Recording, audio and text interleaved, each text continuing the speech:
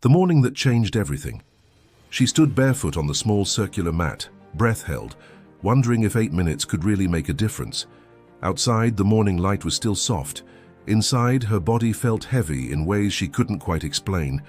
For weeks, she'd been waking up tired. Not the kind of tired that sleep fixes. The deeper kind. The kind that lives in your limbs and makes every movement feel like wading through water. Her doctor had mentioned lymphatic drainage during her last visit. Something about circulation and fluid retention. She'd nodded, smiled politely, and left feeling more confused than helped. But then, a friend mentioned rebounding, just bouncing gently. No gym membership, no equipment except something she could fold and tuck under her bed. It sounded almost too simple. And that's exactly why part of her didn't believe it would work. She pressed play anyway. The instructor's voice was calm. No shouting. No promises of transformation in 7 days, just an invitation to move in a way her body might actually remember how to enjoy. The first bounce was awkward. Her knees felt stiff. Her balance wavered. She laughed at herself, alone in her living room, feeling ridiculous and relieved at the same time. But something about the rhythm pulled her in. Researchers at NASA once studied rebounding for astronauts returning from space. They found that the up and down motion activated lymphatic flow more efficiently than many traditional exercises. The lymphatic system, unlike blood, has no pump. It relies entirely on movement to clear waste and deliver nutrients. She didn't know any of that yet. She just knew that after 2 minutes, her body felt lighter. Not stronger, not leaner, just less stuck. The instructor guided her through gentle lifts, knees up, arms swinging naturally, nothing forced, nothing punishing. Somewhere around minute 4, she noticed her breathing had deepened. Not because she was working hard, but because her body finally had permission to move without pressure. She thought about all the workouts she'd quit, the ones that felt like punishment for eating dessert or skipping a week, the ones that made her feel worse about herself even when she showed up. This felt different. What surprised her most wasn't the movement itself, but how everything started to feel different once she switched to the right method. She wasn't expecting such a clear change, and honestly, she tested it more than a few times before she figured out what really worked.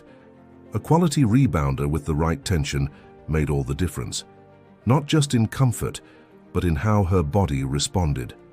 This isn't a promotion, just sharing real results that made a noticeable difference for her.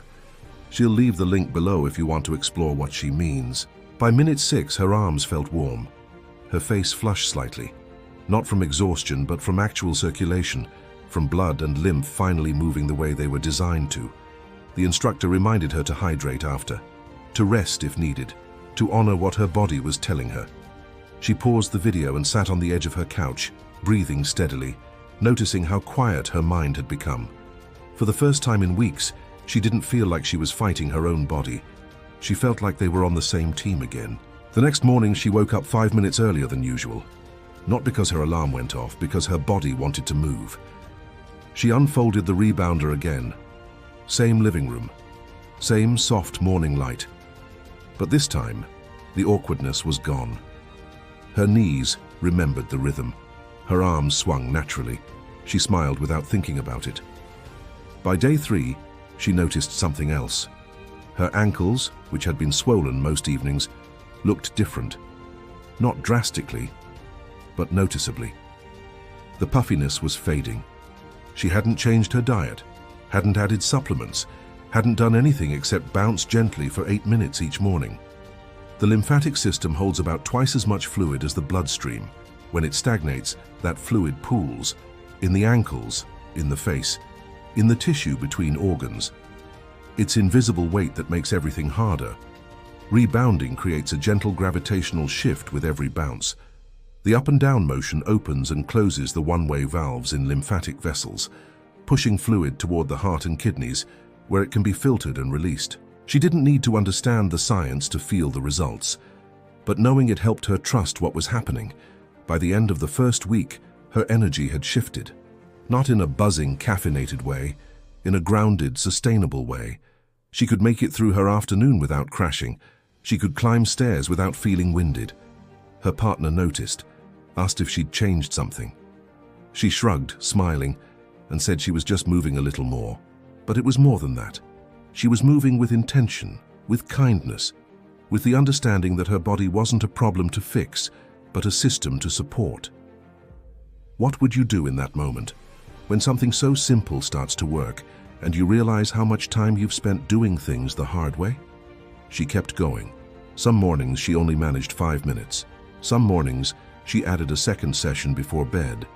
On the hardest days, she just stood on the rebounder and shifted her weight gently, reminding her body that movement didn't have to be intense to matter. The instructor often said something that stuck with her. Progress isn't linear. Some days you'll feel lighter. Some days you'll feel heavy. Both are okay. Both are part of the process. She thought about all the times she'd quit because one bad day made her feel like she was failing. How she'd convinced herself that if she couldn't do it perfectly, she shouldn't do it at all. This time she gave herself permission to be inconsistent, to be human, to show up when she could and rest when she needed to. And somehow that made all the difference. By week 3, her sleep had improved. Not every night, but most nights. She was falling asleep faster and waking up less during the night. The lymphatic system and the glymphatic system, which clears waste from the brain during sleep, are deeply connected. When lymph flows better during the day, the brain clears toxins more efficiently at night. She didn't know that yet. She just knew she was dreaming again. Vivid, strange, beautiful dreams that she hadn't remembered in months. Her skin looked different too, clearer, less puffy around her eyes. A co-worker asked if she'd changed her skincare routine. She laughed and said she was just sleeping better.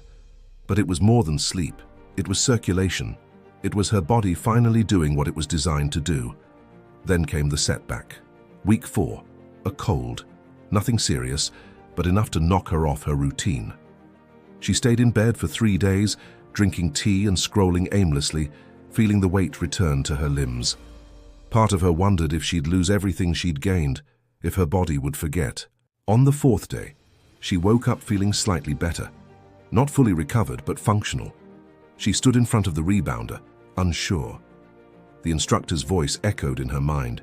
Movement is medicine, but rest is too. Listen to your body. It knows what it needs. She stepped onto the mat and bounced gently. Just 2 minutes. Slow, soft, barely lifting her heels. It was enough. Sometimes we only understand strength when it's tested. Not the kind of strength that pushes through pain, but the kind that knows when to pause and when to begin again. By week 6, rebounding had become non-negotiable. Not in a rigid way, in a grounded way, like brushing her teeth or making coffee.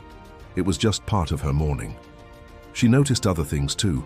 Her digestion had improved. Her mood was steadier. She wasn't reaching for sugar at 3 in the afternoon to stay awake.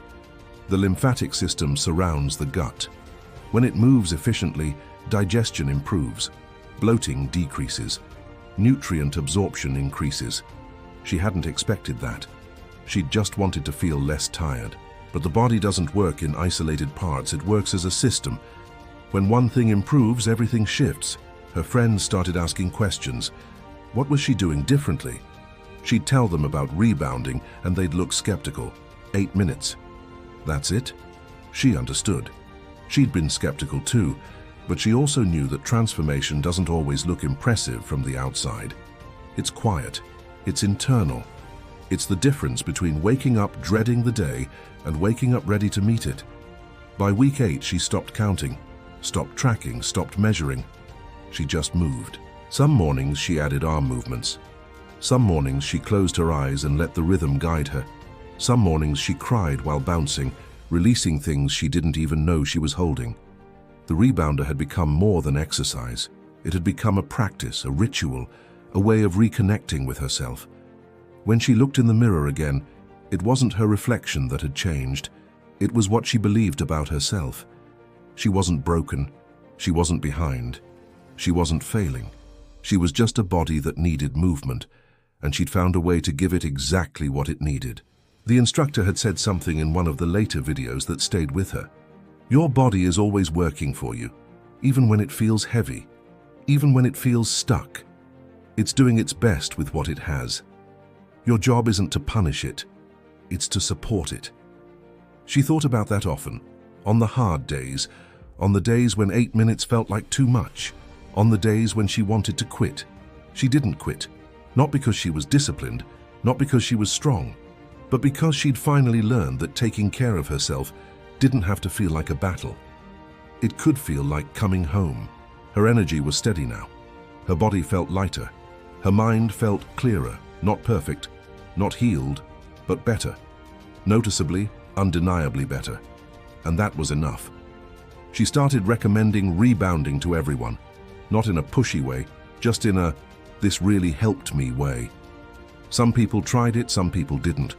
She stopped needing them to understand.